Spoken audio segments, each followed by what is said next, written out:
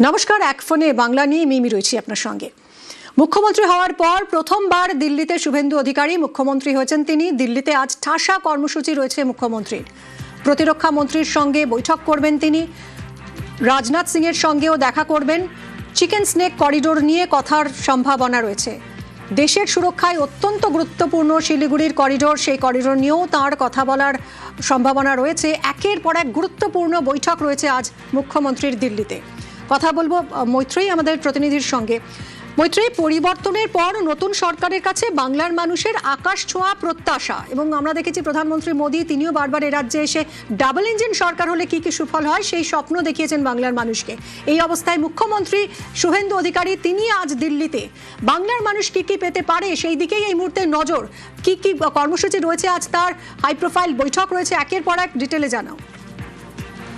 দেখো, একেবারেই আজকে মুখ্যমন্ত্রী শুভেন্দু অধিকারীর তার একের পর এক বৈঠক রয়েছে এবং সকালেই তার বৈঠক শুরু হচ্ছে প্রতিরক্ষা মন্ত্রী রাজনাথ সিং এর সঙ্গে দেখা করে, এবং যেখানে চিকেন থেকে পরিস্থিতি রয়েছে এবং সব থেকে তাৎপর্যপূর্ণ হচ্ছে বাংলাদেশ এবং অন্যদিকে চীন খুব কাছাকাছি রয়েছে, সেই জায়গায় দাঁড়িয়ে এই বৈঠককে কিন্তু অত্যন্ত তাৎপর্যপূর্ণ মনে করা হচ্ছে।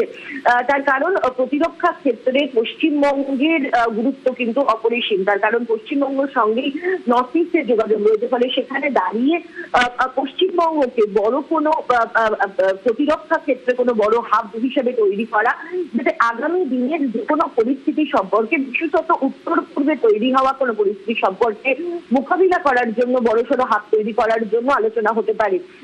যেটা এখনো পর্যন্ত জানা যাচ্ছে যে তারপরে মুখ্যমন্ত্রী কার্সি ভিজিট করবেন রাষ্ট্রপতি এবং উপরাষ্ট্রপতির সঙ্গে। আজকে দেখা হতে পারে বিজেপির সর্বভারতীয় সভাপতি নিতিন নবীনের সঙ্গে, এবং যেটা সব থেকে গুরুত্বপূর্ণ আজকে প্রধানমন্ত্রীর সঙ্গে আজ বিকেল 4টের পরে দেখা করার কথা রাজ্যের মুখ্যমন্ত্রী শুভেন্দু অধিকারী। ফলে সেখানে দাঁড়িয়ে কার্সি ভিজিট তো বটেই, সাধারণভাবে মুখ্যমন্ত্রীরা দায়িত্ব নেওয়ার পরে তারা কার্সি ভিজিট করেন প্রধানমন্ত্রীর সঙ্গে, কিন্তু সেখানেই নিজের রাজ্যের জন্য কিন্তু বেশ কিছু দাবি দেওয়া বা আবেদন প্রধানমন্ত্রীর কাছে আর্জি রাখেন মুখ্যমন্ত্রী হিসাবে তারা। তাহলে সেখানে দাঁড়িয়ে রাজ্যের জন্য যে একাধিক জিনিস প্রধানমন্ত্রীর কাছে আবেদন জানাতে পারেন সেই সম্ভাবনা কিন্তু রয়েছে, এবং সেখানে একটা বড় সম্ভাবনা আর্থিক প্যাকেজের, এবং বিশেষ আর্থিক প্যাকেজের ক্ষেত্রে কোন রকম কোনো আবেদন জানান কিনা প্রধানমন্ত্রীর কাছে, সেটাও কিন্তু তাৎপর্যপূর্ণ। ফলে সব মিলিয়ে শুভেন্দু অধিকারীর মুখ্যমন্ত্রী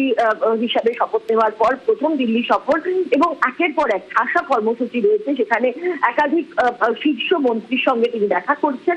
ফলে সেখানে নিশ্চিতভাবে রাজ্যের কথা ভেবে একাধিক পরিকল্পনা তার রয়েছে, এবং সেই বিষয় নিয়ে সেগুলোকে বাস্তবায়নের জন্যই কিন্তু তিনি এই কেন্দ্রীয় মন্ত্রীদের সঙ্গে আলোচনা করবেন, তেমন সম্ভাবনাই জানা যাচ্ছে। ধন্যবাদ মৈত্রেয়ী।